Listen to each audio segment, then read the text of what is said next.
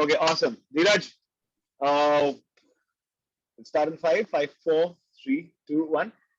Dheeraj, hi, good to have you with us. How have you been? Thanks, Ashu. All great. Yeah, Scaling. Dheeraj, I have been particularly looking forward to this discussion, right? This conversation particularly is happening in a unique partnership between Asia Tech Journal and Tyke. Tyke is an investing platform, which is democratizing investing in many ways. It's bringing users closer to the product, right? I think, and there is no better way of financing than to have, believers, users coming in and contributing to your, to your aspiration and growth, for the founder. It's unique in many ways, right? Asia Tech Journal is a media organization, which talks of the intersection of technology and business. And we uniquely sort of come together, right? The idea is to understand business at a deeper level. The idea is to bring out some very critical parameters, and facets that an organization has to deal with, when they're kind of scaling, and eventually, bring in that right kind of a confidence, right? Bring in right questions, which give the confidence to these investors to go out and invest, right? And that's the whole perspective behind this conversation. It's good to have you, Dheeraj, with us. It's good to have Lythouse with us today. You're already listed on the platform. I am particularly excited about this conversation, Dheeraj, largely because risk management is something that we've continued to talk of, right? I come from a financial services background, a financial markets background. We continue to talk of risk management, right? We used to continue to assess a certain event in a financial model, right? Unfortunately, organizations never had any mechanics whatsoever to deal with some real world situations. Last 2.5 years have, they've put a very different kind of it's gotten a very different kind of a perspective in front of us, right? Business continuity became a huge sort of a challenge for most businesses. Everybody came to a standstill. Nobody was necessarily sure in terms of what's where, how do they react to a certain situation. Human resource became a problem, inventory became a problem, production became a problem. All of that got disrupted, right? And I think easily we can say that it took organizations 6 to 8 months to really normalize a lot of things, right? And this is still not gone away, right? COVID is something that we're still dealing with. There are many other such viruses that have become and possibly will become pertinent. I think there's global voice, which is around that. But the good part is it's brought in certain seriousness, right? It's brought in a seriousness which is towards efficiency. And organizations will have to empower themselves with right kind of systems, right? And Lythouse is essentially doing that. Thus, this becomes a very exciting and interesting conversation on many levels. But before I do that, because I'd love you to introduce yourself to us and your team at Lythouse. And then we dive into the conversation around risk management. What is it that you're solving for? How does it goes and sits in organization? And pretty much all of that, right? And possibly a global aspiration that you have towards the end of it, right? Over to you, Dheeraj. Thanks, Ashu. So I'm Dheeraj. I'm co-founder and CEO with Roar, and we also have Prateek with us, who is co-founder and CTO. So we have a very good and experienced team out here, which is building this product. And what we are solving for is fear and uncertainty pertaining to day-to-day safety and business continuity for the companies. Right. Such a product was never thought of. We all do a lot of pestle analysis, which has political, economic, social, etc. But it's right. Only at the beginning of the project. And as company grows, scales, I think it is only the financial risk management which we all end up doing. Right. Nobody looks at these political, economic, social. So if you're traveling to Aurangabad and you get to know that there is a rally of Raj Thakre, would you want to travel on the same day, or would you want to move your day here and there? Right. If you have a, if you're traveling, if you're landing in Kolkata and suppose it's a day when you have a strike, do you want to have that information a day in advance? Right. If there is a riot somewhere, what is the kind of disruption that companies like Unilever or Procter and Gamble would have? How many distributors of there got impacted? What is the impact on the human life because of riots and political rallies and protests? We have seen a year-long protest in India, like a farmers' protest, and the kind of logistics time that it increased for most of the companies was to the tune of 9 hours sometimes. So what we are talking about here is there are so many extraneous factors which impact your business in various ways. And that's what we do. We give you a clear analysis of your infra at risk. That means your offices. We're not talking about cyber security here. We're talking about infra, real physical infra. What is your infra at risk? What is your human at risk? And what are your revenues at risk? And how are you going to mitigate them? What is the workflow? We take data from multiple channels and we feed this information to you. We also give you emergency services. Like you press the SOS button and you immediately get an ambulance. You immediately get a on-road assistance. So many data points that we give you. So we are essentially solving for real information intensity, number one. And number two, what can you do to mitigate that risk ASAP? And like you Super. said just a few minutes back, there's no better time than now, because everybody Right. is now sensitized Right. towards safety, and post pandemic particularly, and we have understood what does this mean and how can it impact our business in a big way. Absolutely, Neeraj, fantastic, right? A great start. I think for everybody who's out there with us, Neeraj, I'd love you to break it down, right? In terms of how does it go on and sits with an organization. Now, a lot of risk management, for example, there is a lot of conversation which has happened around risk management, right? A lot of consulting companies continue to be, this continues to be a huge focus area, for a lot of consulting companies, right? As a practice area. Now, usually when you talk of risk, right? It's more responsive in many ways, right? What you're talking about is more predictive in nature. And then there are risks systemic in nature, and then of course there are aberrations that continue to exist, right? And I think what you possibly talking about is a 360-degree alignment of sorts, which helps an organization understand these visible and invisible risks, right? And possibly the response system, in an event of exigency or emergency, right? Is essentially what you're talking about. I'd love to understand for a typical organization, more a case study. How does this goes on and sits within that organization, right? If you could, pick up one organization that you're already working with, how you've dissected it for them, how you place these mechanics within the organization, I think would be a great starting point. I think, but very, very pertinent point there, which you just raised. Just think of it. We were presenting to one of the largest FMCG in India, Sure. and I won't name it now, but Sure. because of confidentiality clause and Sure. and various things. So we're working with one of the largest FMCG firm, and it started out with HR, and they Sure. said, hey, we are looking at women's safety and employee safety, and SOS driven. Can you send ambulances? Can you send Sure. this, etc., etc. Right. And we were presenting them with our command center, 24 by command center, what are the capabilities, Sure. etc. And then we said, by the way, we have so much of information which can tell you Sure. that what is the level of risk that you have at your revenue, infra, etc., etc. And we said, hey, just wait for 1 second. Can I get my logistics guy also in this call?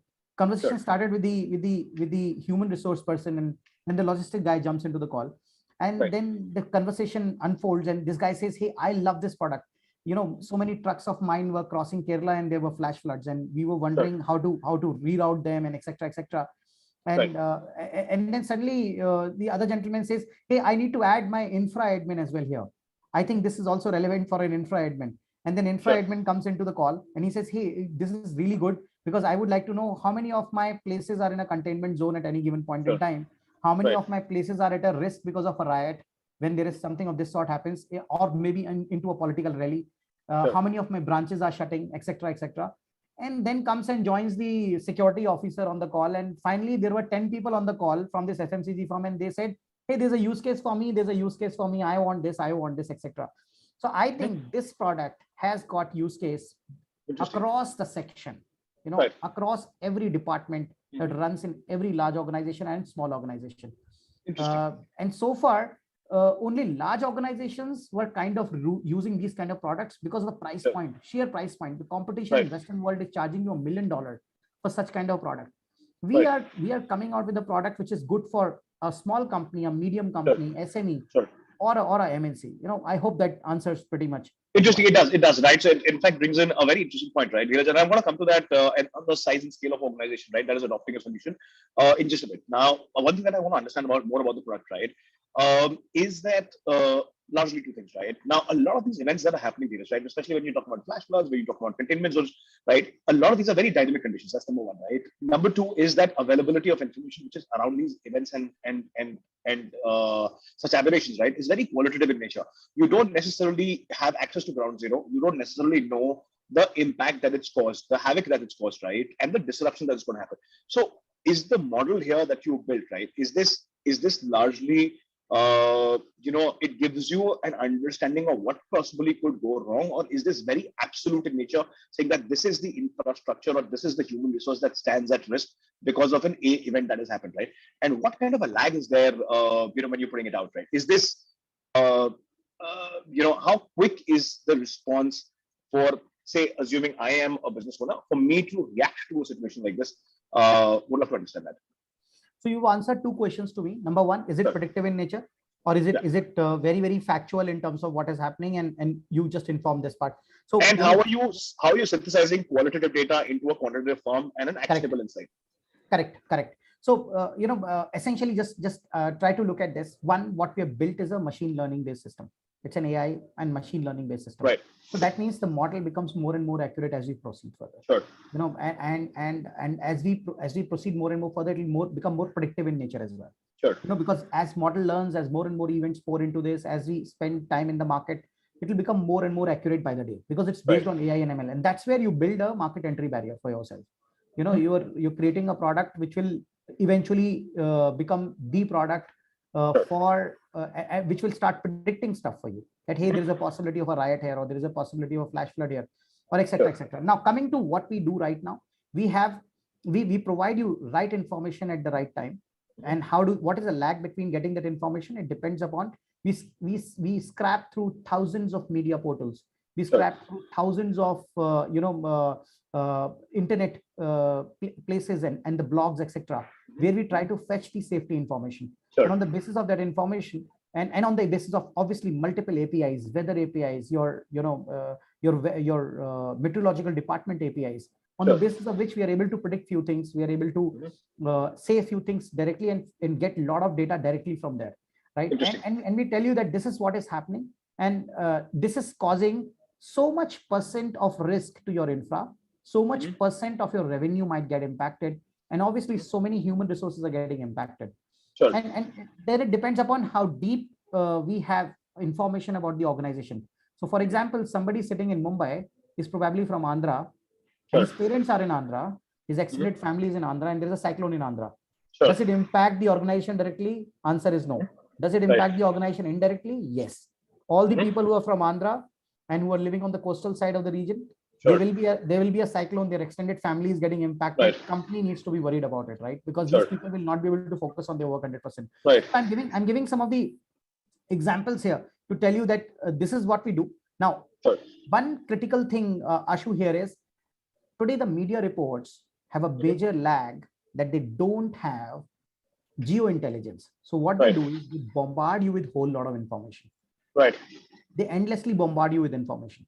Right? And hence what happens is you're not able to find out what is relevant to me in a way. You see a murder happening everywhere and a riot happening, this and that. Does it matter you? Does it matter to you? So what happens is even a regular thing becomes trivialized because there is no geointelligence by media. What we do is we add geointelligence to all of these incidents, and we exactly tell you what is the level of impact that it can make to your infra, to your revenue, to your humans who all are in trouble, etc. Moreover, there is a very good use case wherein companies take up to 9 hours to reach out to their employees. Just to get to know if they are safe or not, because they're using phone calls. And this is one of the largest mining company in the world, and they want to implement this across the board, where they're saying, just by a click of a button, can I broadcast in a CUG network and ask my employees, hey guys, are you safe, etc. There are many products available, but not integrated to this extent. It can tell you revenue, infra, etc. Moreover, nobody is giving you the granular information. Nobody is bringing it to in such a way. Correct. Yeah. No, interesting. I think Dheeraj, I get a drift, right? I think the systems will go on to become more intelligent. I think the sources are right now kind of becoming intelligent, right, as we kind of talk, right? And you're absolutely right when you're saying, right? I think it has to get to the point of decision making, right? I think a broader assessment of how it impacts, right, I think is a great starting point, right? Is this perfect? The answer could be yes and no in many ways, but I think that's how the relationships evolve in the process, right? I think no really a product kind of existed which is so dynamic and very active in many ways, right? And I think that's your differentiator in the process. Now, I want to understand, right? What is the larger market that you are targeting? You mentioned about it, right? You said that from the face of it, and when you talk about the facets, and the possibilities and combinations that you offer as a product. It seems to be a product which is more relevant for a larger enterprise, right? Smaller enterprise typically have very defined SMEs, MSMEs, right? Which is largely a backbone, right? Have a very defined sort of a task, right? A lot of these guys are feeder to larger enterprises. They're not necessarily as thickly spread. Does that means that your priority or the larger market for you is going to be larger enterprises? Do SMEs also qualify for a product like this? Like I said, their requirement might just be so much more limited in many ways because they're typically concentrated in one or two areas, and the outcome is very predictable. I'd love to hear from you on that one. Very, very good questions, actually. So on the contrary, by looking at our pitch on Tyke, one of the SME called me, which is into an automobile industry, and they said we want this product for ourselves. Sure. Because I'll tell you why is it so damn interesting. Because we believe that large organization is spread out. Right. What we don't understand is that the world is so connected today. So SME is definitely selling to somebody who's larger. Sure. Right. So if there is a company like Metalman, by the way, was one of our first POC client, and Nishan Jairat is a great guy. He's an ED there and very progressive person, young guy, digital leader. And he said he implemented this particular solution, and he told us that Metalman, during the pandemic, when they implemented this kind of a solution, their importance was, hey, is Bajaj doing fine? Sure. They're vendors to Bajaj. If Bajaj is not doing fine, then I'll not be doing fine because I'm their vendor. So this automobile company which just came to us for the Tyke, they also had a similar kind of questions, and they found so much utility in this. So I think world is so damn connected that SMEs are going to be a real market. Who are going to use this, and it is going to benefit them in a big way. Interesting. Yes, there are a bunch of very interesting questions that are coming up, right? We have a very sharp audience, right? I think, ladies and gentlemen, we just wait for a bit, and we're going to bring in all of these questions in perspective, right? I think you will have your chance to question as much. I think the idea is to bring in as much perspective as possible. Next question. In an organization, right? In a larger organization, it's very clear. Typically, where the CIO or the chief risk officer, right? It goes on to sit with them, right? And of course, there's a decision making, right? Which is there in smaller organizations, which is also, kind of as you highlighting that it's a target market for you. Where does the decision making happen, right? My understanding is that a lot of SMEs, MSMEs, while there is this huge excitement and everybody in the B2B space wants to go on to cater to a B2B audience, adoption is something which is very, very slow, right? Because there's a sense of denial. There's a sense of deferment, right? You don't want to put up cost centers. While this is not necessarily a cost center, but that is largely there. I would love to understand, how are those challenges? How are adoption challenges for you across large enterprises? Because I believe that because of the stakeholders that are there, it becomes a little bureaucratic. For the smaller organizations, it's just like I said, right? Deferment and denial, because they consider possibly this to be a cost center. What's your thought on that? Would love to hear that. So whenever you launch a product and whenever tech startups, the way they work, there is always a user interviews. Before you create an MVP, you go out to users and you ask these questions. You have a huge set of user interviews that you do, and we have done enough of our research on this. And believe me, we have not heard no from anybody. Even from our customers, wherever we have pitched this particular product, we've not heard a no. Yes, price point can vary. And we already believe this. This is part of our model. This is part of our pitch as well. We are talking about a price point, a smaller price point for a small enterprise, a little higher for a medium enterprise, and for an MNC and largely distributed organization, it's a different price point. So we have not heard a no from anybody as such, and it's a great product market fit, I would say. So it's relevant for everybody. So I think all markets would take it, definitely. Interesting.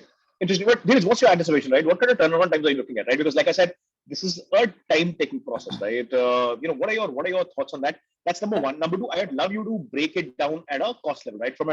And I think that will help us understand adoption, and mindset issues there a little bit more. If you could just spell out, from a business model standpoint, the revenue that the revenue thought process that you have. So like you said, large organizations. So it's a different sales cycle for a large organization. For a smaller organization, it's a different sales cycle.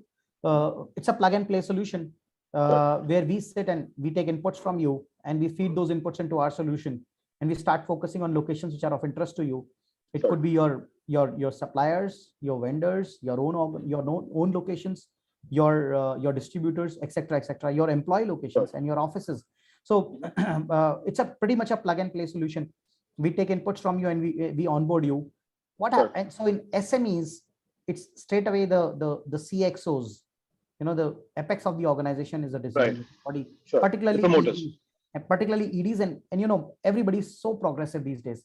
The new generation which is coming up of all these family offices and the entrepreneurs, I think the new generation which is coming up wants to digitize every damn thing out there, right? So hence they're very much interested in this, and they all want to start off with this. So number one. Number two, when it comes to larger organization, yes, there is a sales cycle involved, because larger organizations go and do a complete infosec, information security checks, etc. So the entire product is then sent to infosec, which checks you for information security. Fortunately for us, we work with large insurance companies like HDFC Ergo and Max Life Insurance.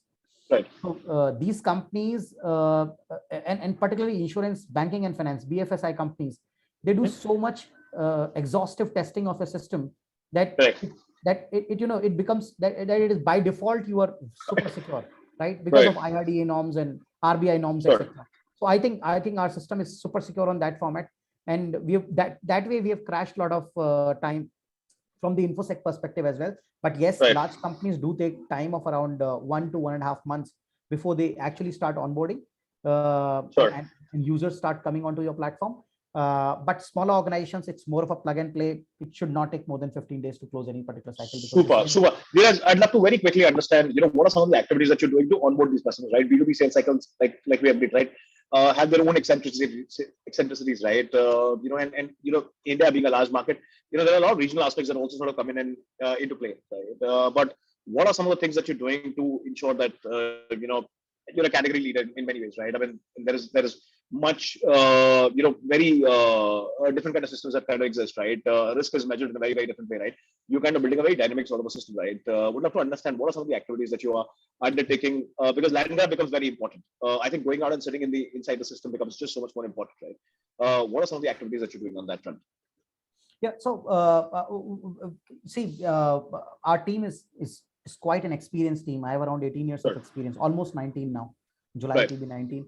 Has spent around 10 years in enterprise sales, in product marketing strategy with Tata's. We have Varun, who has spent 10 years with enterprise sales. So we understand the enterprise side very, very well. And I've also created an earlier startup which was into real estate CRM. So we understand the enterprise, very, very well, actually. So very clearly, it's a B2B strategy. It's a proper sales cycle, sales process, C0, C1, C2, C3, etc. Proper CRM implementation using Salesforce or any other CRM, and you constantly monitor all your leads and you close all the leads.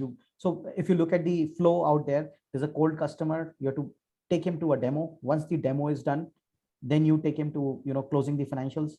So it's a very, very clear sales cycle out there. Now, as far as route to market is concerned, I think the route to market is more when you since it's a CXO level selling. So it will require white paper, number one. It will require a whole lot of case studies and how you are adding value to each industry. Best part with us is we are right now working with multiple industries. There's a mining industry, there's a banking finance, insurance industry. Then there is we are getting to understand so many industries out there, right? One after the and that's what. So that means essentially you need a category manager to manage each of these verticals, right? Not just from the sales perspective, but also from the operations perspective. Because if you understand particular category very, very well, you will be able to alert them with the right sort of stuff.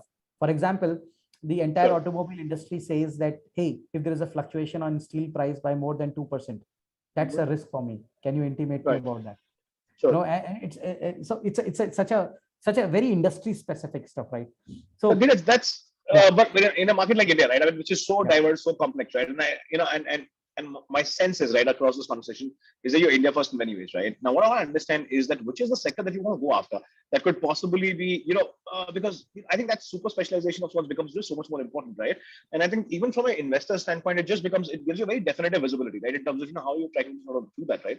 And I think the system does not necessarily have to go through multiple, layers of changes. My sense is you don't necessarily have to do a lot of that. I think this is one sort of suit which fits all, right? Possibly you have to change some nodes in the process. But I think super specialization helps, right? So any particular sector that you are you think or you experience that, where the adoption is faster, and that is the one you see that, there's going to be a substantial lead that you'll build as you go along. So traditionally, as you move, more in the product life cycle, soon you will discover that there is a lever which is giving you higher returns, and there is a lever which is dragging you down. I don't think we are at that stage right now. But eventually we'll learn and we'll know which segments to go after and which segments to. So right now, I think we're happy taking business from an IT firm, from an FMCG firm, from an automobile firm. We're getting it from everywhere, and that's the advantage that a startup has. You're more lean, and you're more flexible. You get to learn better. You learn faster, and you move forward. So I think yeah, that's the stage at which we are. But we will definitely, I think, over a period of time, there'll be a lot of evolution in how. Lovely. Dheeraj, towards the end of the conversation, would love to understand what are some of the marquee customers. Of course, you mentioned them on your slides that are available on Tyke, but would love to capture it here. Which are some of the marquee customers that you're working with? Would love to understand the size and scale, and your integration with them. Sure. So since this product is in continuation with what we did during pandemic, and how we were giving an enterprise solution for COVID riskmatic platform. We were doing contact tracing and who to quarantine and what, and then we moved into some of the hardware based solutions as well, and emergency solutions as well.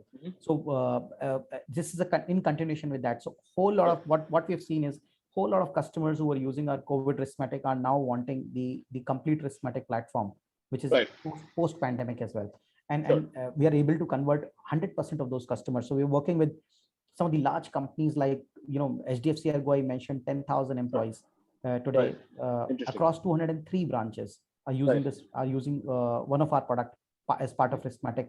Max Life Insurance is second one, which is using. Adobe is one of our largest client for some of the emergency safety and emergency products, and they are obviously converting into the larger Riskmatic platform. So lot of these clients are right now working with us and are converting, and we have worked with Tata Medical. We have worked with the Metalman. Metalman is definitely one of our clients who keeps working with us constantly. So I think we're adding clients. We're adding a client every 10 days, 10 to 15 days. This space is going to increase a lot. You will see maybe 20, 30, 40 clients getting added in a month. Interesting. There's a bunch of interesting questions, right? So I'm not going to stand in between you and the questions, right, that the audience is asking. My last question in this conversation: what are the next 2.5 years like, right? What are your plans there on that front? I'd love to understand. What are the improvements that are happening on the product side of it? And what are the milestones, business milestones that you've set for yourself, for your team in the next 2.5 years? It's a long one. It's a long one, but I think it's important to understand. Definitely. So there's a complete product roadmap which tells you which way we are going. So so in 2020 we did emergency safety and SOS. In 2021 we came out with an enterprise riskmatic platform for pandemic. In 2022 we launched our Insights Cloud, safety data and emergency services for the entire for the whole lot of enterprise vertical. And now that whole lot of data that is coming to us, this data is going to be very, very important. So we are going to integrate with some of the very big platforms on the travel side. So somebody like an Amex, somebody like in Galileo, a lot of companies use these kind of platforms today to book their travel. So whenever you're booking a hotel, whenever you're booking a room, whenever you're trying to book a flight, you should know what's happening in that city on that particular day. None of the booking portals will give you this data because they want to sell tickets. We will, because we want to keep you safe. Right. And you'll be at the back end possibly. Correct. Then comes the business continuity planning. As I said, data is very, very important. This data is going to be utilized by a lot of larger companies in insurance, in travel blogs like Lonely Planet, TripAdvisor, and real estate portals. So I think this data is going to be super interesting for everybody. Super. Dheeraj, a phenomenal conversation, a spectacular conversation. Personally, I've had the opportunity of talking to a lot of founders, a lot of promoters, a lot of CXOs, right? And in this key decision-making space, and we did a lot of that through the course of COVID, right? And in fact, now even post-COVID, I think the risks that businesses have today are just so much more, right? I think COVID has just opened it up at one level, but I think it's exposed organizations. These risks continue to exist. Unfortunately, nobody was clearly talking about a lot of them. And now at least this is at the forefront, right, where the conversation is happening. And I think there is a need for a very continuous specific system, right, which can help them understand all of this in one dashboard. And I clearly see a requirement and a demand there, as far as that is concerned. Early stages, but I think this is something, like I said, right, with the kind of experience that you have, the kind of team that you have, I think my sense is the impact that will get created in the process is going to be just so much more superior in many ways, right? So I at least, we wish you all the very best on that one. And with that, I'm going to open it up to a bunch of questions, right? There were a couple of questions that were coming in a Q&A. I'm going to put out some of these to you, and I'll let the floor open for our audience, right, to question you further. Yes, the first question that came, right, in the entire scheme of things, you've answered no way, but I think I'd love you to highlight or re-emphasize on your thought process around this one. Is so we have an audience who's asked that, so we can say that your main work is that of risk consulting and managing, right? I think what he's essentially trying to understand: are you a consulting company or are you a product first company with consulting as an added-on feature? Would love you to answer that one. We are largely a product company. In order to implement our product, we also consult. So that means we understand your business better, so that we can give you a better solution. But yes, over a period of time, because we are building a SaaS platform, soon you will see that consulting will get reduced more and more, because we would know your business more than you, because we meet so many of those clients and we understand risk better than anybody else. So and particularly the physical safety and the physical events which are happening around you, we will understand them better than anybody else out there. And hence consulting bit will get reduced over a period of time, and it will be more like a plug and play SaaS-based platform. Very interesting. And would that also mean that there's a certain level of handholding which is going to be required? Because when you talk of India, right, large enterprises apart, right, which have a very clear technology team, right? So CIO's role, for example, has become very important. CTO's role has become very important, right? SMEs, MSMEs that we spoke of, right, still need a lot of handholding, right? When it comes to very basic elementary stuff, right? What kind of an impact do you see there, right? Do you think that handholding will still be required, or it'll just be systemically sharp enough that you can apply it in 30 minutes, 40 minutes, and it's up and running, right? You just have to do some drag and drop, and then it comes together. The risks are very clearly identifiable. Sources you've already managed at the back end, right? What do you sense of that? I think same was the fear when people used to say that hey, will there ever be a digital economy in rural India? And now we see a sabji wala having a Paytm out there, and use ice cream wala, golgappe wala, etc. So I think we're underestimating the people, particularly in SME, because I've worked with the ACMA and others which take care of SMEs and auto ancillaries, etc. I think they're all way ahead in terms of understanding technology. Number one. Number two, our system is purely plug and play. You will definitely have no issues. It's so user friendly that you will be able to, anybody can use it. However, we would definitely want to, in the initial days, obviously there are teething issues, and people would want to understand whenever there is an alert, you have to take that seriously, right? System is alerting you to take that seriously. So we would definitely be doing some hand holding in initial days, but I think overall it should fly smooth. Interesting. Neeraj, another very important question, and I think it becomes important that okay. So this question is, and I'm gonna put a little bit of a nuance to it, right? The question is that information availability seems to be a USP, right? Isn't that already available through multiple online channels, right? Because we have Twitters of the world, we have Facebooks of the world, and and you have Instagrams of the world, right? So because of the social ecosystem that has come together, information flows faster, right? There are publishers, they put it out, people spread the word. There's just virality to it, right? What becomes your USP in the process? Yeah, so great question there. So number one, you answered it yourself. It's so scattered. It's so scattered. It's so scattered that you can't be. You're running your business at a CXO level. You don't have time to go to Twitter every now and then. You are into so many meetings back to back into calls. You don't have time to run into every information on multiple channels. I think what you're getting is a completely integrated channel. Number one. Number two, you're getting a geo intelligence with that particular information. Number three, you're getting the information which is available on vernacular platforms also as we move forward. We are so that's one of our USPs as we compare it to us to many of the competitors which are existing in the Western world. They are very much North America and Europe focused, and their thought process and works in that format. Whereas India has got its own nuances. A small political rally can spiral into a big problem, depending upon where that rally is. So Right. lot of stuff that's happened, and And I think that's where we come in. Yeah. And I So think more importantly, you need an actionable insight, right? And I think that's I mean, you can aggregate information, but I think how do you synthesize the information as an actionable insight? I think that just correct, becomes so much more important, and that's essentially what correct, you're doing and also in the the process. workflow that we have created inside the platform. So whenever Right. there is a risk, it will show you a 90% risk at your human level or revenue Right. level, 50% risk at revenue level, etc. Sure. You allot that particular, you can give that risk immediately to somebody in your company and ask him to do something about it. And once he Interesting. processes and mitigates that risk, your risk is again down to 10% or 5%, etc.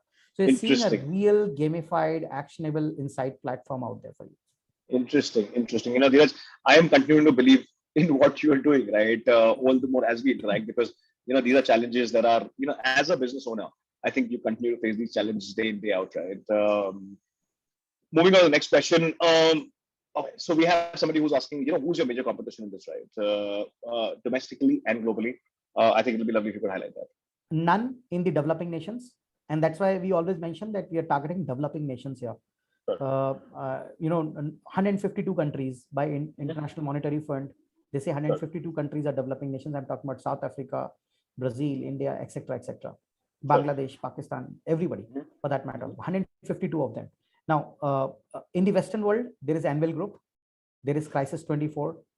Crisis 24 has acquired worldaware.com, which was doing $81 million in terms of revenue. Am I audible there, Ashu? Am I audible there? Anybody Okay. there? Yeah, I'm back. Sorry, I'm back. Is I audible? Okay. Yes, you are. Dheeraj, sure. Second last question that I got. Sorry, I didn't answer that. Please go ahead. Sorry, my bad. Yeah, Please go ahead. sorry. Yeah, sorry. So, so I was saying there are companies in the Western world which have similar products, but they work in silos. Somebody's giving only the notification bit, mass notification. Somebody's only working on the crisis and the end security. Somebody is working only on the risk side. I think what we are giving you is a complete solution, a holistic solution out here, which is the need of the hour. Number one. Number two, they're all building it on English media, etc. We are going vernacular. We will be scrapping Bengali news, Telugu news, Tamil news. We'll be adding, our systems will be intelligent enough to add geointelligence to it. So, what we are presenting to you is a complete deep tech for developing nations. So that's where our differentiator comes into play. Very interesting. And I think more importantly, Dheeraj, and a quick point, right? A lot of consulting companies continue to offer a similar service, right? How do you see that? The big fours have a practice in risk management. I think a lot of others, right? So I've had the chance of looking at businesses which have, asset integrity, for example, is a big play, right? Also for technology companies. So you have the Infosys of the world, which have, a specialized vertical, which is largely on that, right? Oil and gas continues to be one of the sectors which is the fastest moving, right, when it comes to adoption of this, because the asset at stake is just so much more larger, right? And it's exposed to all kinds of vagaries, right? You have seasonality issues, you have warlike issues, essentially what we're seeing in Ukraine and Russia, right? Similar stuff. How do you consider that as? How are you using that as a? How do you view that as competition? Yeah, so so I think traditionally risk management has been seen in a very different way. So we are bringing a whole lot of information intensity here. That's a big differentiator. Number two, we are bringing vernacular in it. That's again a huge differentiator than what all these big fours and everybody is doing. Number three, we are adding an emergency command center to it, which is a solution to the problem.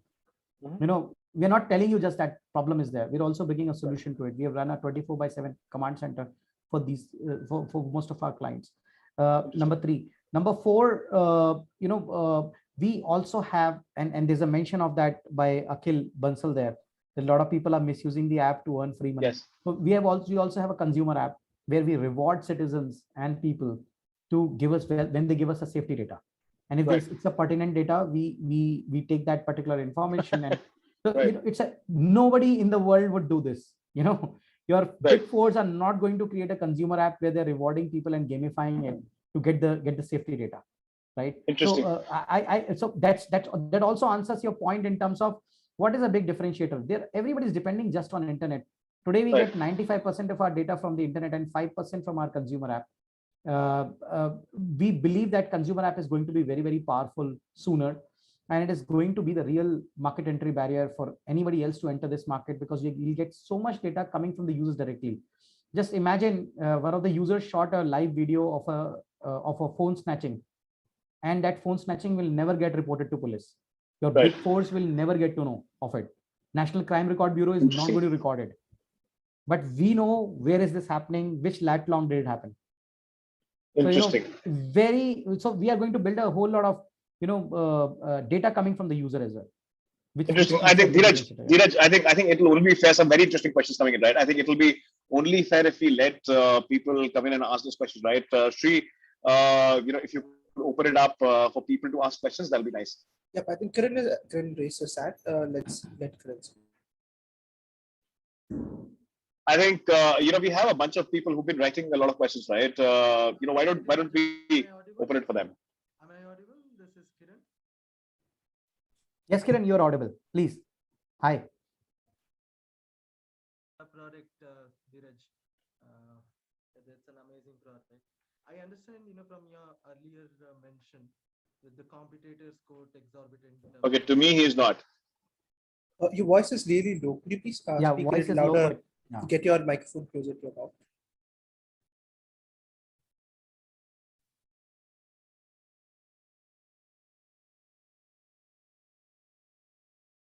Is it better now? Much better. Much better. Okay, great. Dheeraj, great product, and I understand from your earlier mention that the competitors quote exorbitant price for the same product, and a Lythouse is at the mid or other end of the spectrum, right? And now my first question is, in the entire stack of components, in the tech components, do you have a magic potion that you have patented, or if it's in progress, how are you building a moat around what you have developed today? What is that one component that you think the other MSCs are cannot replicate the same? So that's I think it'll be nice if you could introduce yourself. Sorry, Ashu, can you come again? I'm saying it'd be nice if you could introduce yourself. Okay, I'm Kiran. I head sales and business development for Eagle Eye Networks. Uncanny Vision. We recently got acquired by this Austin-based company called Eagle Eye Networks. I handle AI analytics, product of portfolio of AI solutions for Uncanny Vision. Super. For super. APAC region. Great to have you with us. Thanks, Ashu. Same. Thanks, Kiran. Thanks for asking this question. So, sorry, can you just repeat your question once more? I just lost it somewhere. No problem. So I was asking, if Lythouse in the entire stack of what's the moat? What's the moat? What's the moat? Right? Exactly. And if you have any tech component that is patented, or if it's in progress. There is a lot which is patentable. Not patented yet, but patentable. Okay. And okay. I think within 3 to 6 months, we will be going in for a patent. Okay. Because, we are waiting to make it more deeper, because as we get more and more customers, we will have more information, and we will know what all to take it to AI. So definitely there's a lot which is patentable, and we'll go for the patents very, very soon. As far as moat is concerned, one is definitely the deep technology. Second, the vernacular. Third is the user generated content. I think the user generated content itself is a very, very big market entry barrier for anybody else to come in and do it, because it requires a lot of time to acquire these customers. And obviously most of the SaaS companies are enterprise focused. So, but we have a very clear vision that in terms of customers, paying customers, and the users of the data are going to be the SaaS based, the enterprise customers. However, the data will come from multiple channels, and that's where you build the moat. I always believe in scaling the vendor side first, because if you don't have an iPhone on Amazon, users for iPhone won't come. So if I don't have news for my enterprises, so that's where my larger focus is. And I think Kiran, just to sort of add to Dheeraj, I think something that he mentioned in the course of the conversation, right? I think it's about the smartness with which you build that aggregation, right? And how you synthesize that information, right? I think eventually it's that. your ability to continue to assess risk, right? And I think the consumer phase that he's talking about, and I think somebody mentioned that, there's a lot of people who are writing all sorts of things, to learn those points. The fact of the matter is that, as these sources mature, right, I think they'll be able to rank and read that entire process. The intelligence is going to look very, very different, which is going to put that entire, organizational risk, they'll be able to define it in a very different way, right? So I think these are early phases, but I think this becomes much stronger as they go along. And like I said, right, a lot of this, and Dev also highlighted, a lot of this information exists in a fragmented format. So say, for example, even if you're doing something with, say, Eagle Eye, right? Now, you're possibly only assessing a risk at a certain level, right? And it's a silo-based risk, right? I think what he's doing is he's basically helping you break those silos and identify all of those risks and synthesize them at a top level, right? That's, I think, a very clear, strong differentiator in the process. And I think the team's experience, right? I think for some reason is not highlighted as much. I think a lot of that experience becomes very handy in the process. Okay.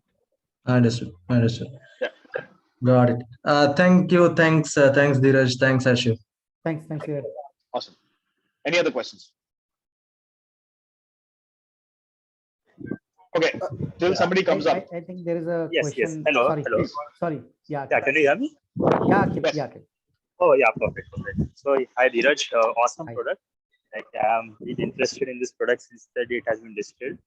So, just one question. So, just don't take me in a wrong way, but why had you raising money through Tyke and not through some big investor or a private equity firm or something like that?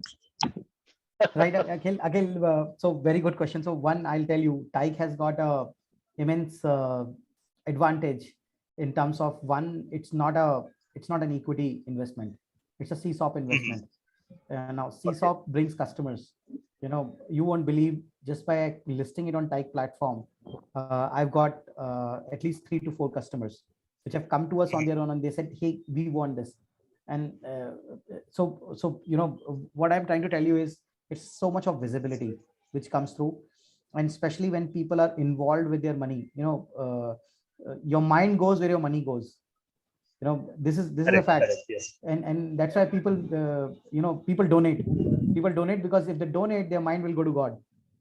So here we are talking about a product, and when people get involved in the form of a CSOP, they definitely want to use it, they want to check it out. I think we are here particularly because we'll get so many customers here and so much of visibility which will bring in. I think this is inside sales. It's already easy for us to go to a I already have a signed term sheet of $500,000, but I particularly came on Tyke because I think this is where you get customers. And this is inside sales, right? In many ways. Yeah. Where do you get advocacy, right? It's within the organizational decision makers, right? I think this becomes that, right?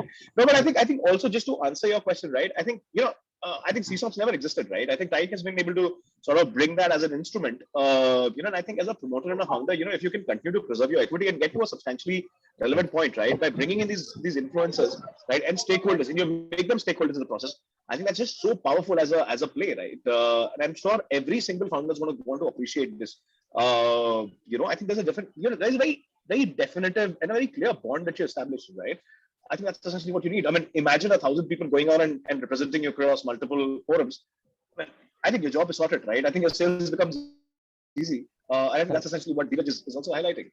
Correct. And the ticket size, anybody can come and become part of this at 5,000 rupees without sitting on my cap table. That's the best part. So you have so many people, like he said, who are advocating about you, who are your voice today. Okay. Akhil, I also saw another question coming in from you. That was regarding you already addressed that. Yeah. So app is misuse. Yeah. It's a B2C site, so we're not focused. It improves. Just a data extraction platform. Because on YouTube I saw like there are so many people who have put out some videos on how to earn free money. Yeah, they cannot. It's a anything which grows very quickly big, a lot of people come and try and hack it. So that's what happened to us. You will see 50 videos where people wanted to hack into the system and hack into the data and get generate a dummy data just to get rewards, etc. Correct. Yeah. Our system is super secure. Thanks to Prateek. So I just wanted to know that whether like the data. So you just said that 95%. So yeah, that's pretty good then. Yeah. Otherwise, people might just enter some God No, there's incorrect a data whole lot and of then there's a complete moderation platform, and there is a moderating team which is constantly looking at the data, and these moderators. So in a way, Ashu, we are going to create a new set of employment here. Right. You would have never heard of a safety analyst. You will see army of safety analysts sitting in our company in coming days. That's very interesting.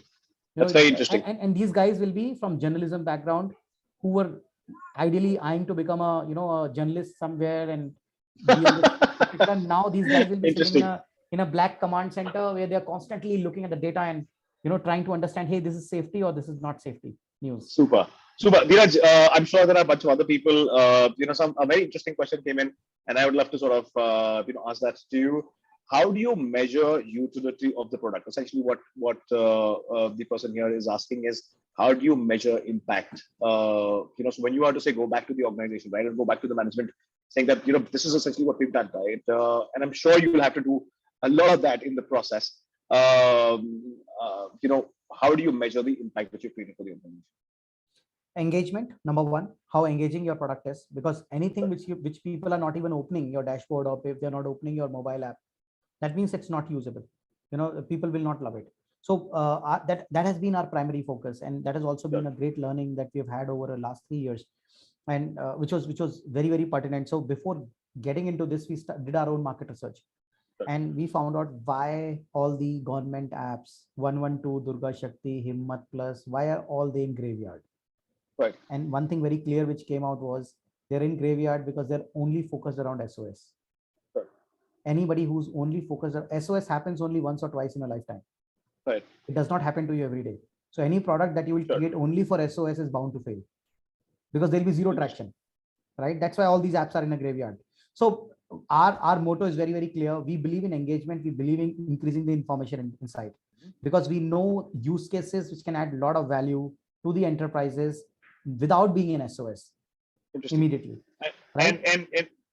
And Dheeraj, are you also mapping the financial impact of such indicators and the signals that you're talking about? Yes. And this is where the initial discussion with the companies and the what's the revenue impact of any particular location on them, etc., comes into play, where we sit with the organization and we understand their philosophy, their work style, their work culture, and their spread across the geography in a deeper way, where we understand what is the revenue impact which can happen on them because of any particular location, right? That's where it stands. Super. Dheeraj, one possibly the last question in this conversation, unless somebody wants to ask something. Somebody's asked, what's the current valuation of Lythouse? I think it's already there on Tyke. So why don't you spell it out? Yeah. So we're looking at we are at 5.5 million in terms of valuation, USD. That means around 41 crores. Interesting. I hope that answers it all. I'm not going to dig further on that, right? I would, I think this is, we're possibly going to bring it to an end unless there are any last questions that anybody has in the audience.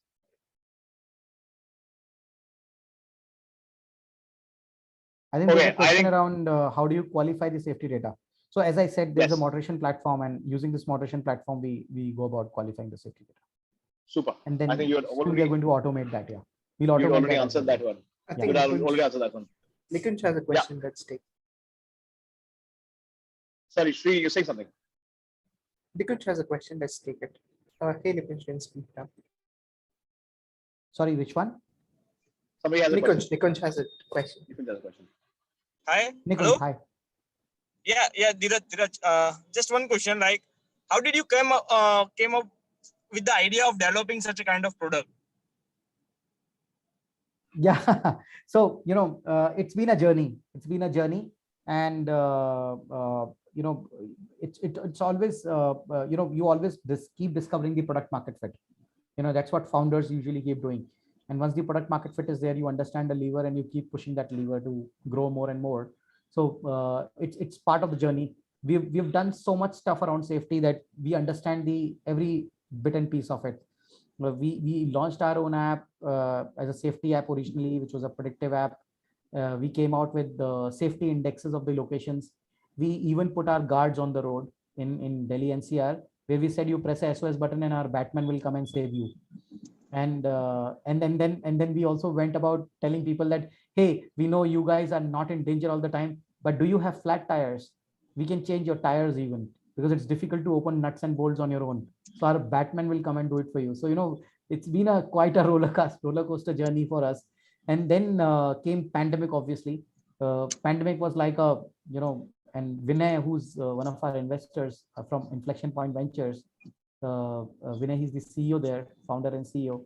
He mentioned, like in Mangalyaan, that Mangal movie, Mission Mangal movie, the sudden solar wind gave a push to that particular satellite, and it covered so much distance. In the same way, I think pandemic came to us, and we got to so many enterprises because of that. And once we started understanding enterprises better, we realized that there is so much gap in the market on the information intensity side, which can impact their business. And then we started our own user interviews in this direction as well, and we realized that, hey, this is where the real gap is and the real problem is. And that's how we kind of tweaked constantly towards product market fit. Okay, awesome. Shri, any more questions? Dheeraj, I have one, right? You mentioned of Vinay, right? What's the cap table right now currently? What's the equity between founders and what's the equity between investors? And if you could identify your investors. I don't think I can discuss the cap table out here on this session. It's live on LinkedIn as well. Yeah, but broad level, founders have most of the equity in the company, okay. And investors have sub. And your investors are IPV plus or IPV only IPV? There is Inflection Point Ventures and others as well. Okay. One of the investors from Inflection Point Ventures, angel investor, has invested a little bit more, and he's also a great partner with us. Gopinath Latpate. He's based out of Las Vegas, and right. I mean, he's almost like a co-founder to us. And while he wants to, he says he's a strategic investor for us, but I believe he's more like a co-founder, a team member who constantly keeps guiding us. He sold his last venture to JLL, so he has so much of wisdom around SaaS platforms and things. Yeah, that's where it stands.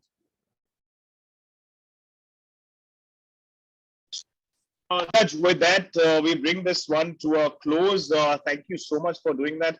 Shri, I hope we've covered all the questions in this session. Yep. I think awesome.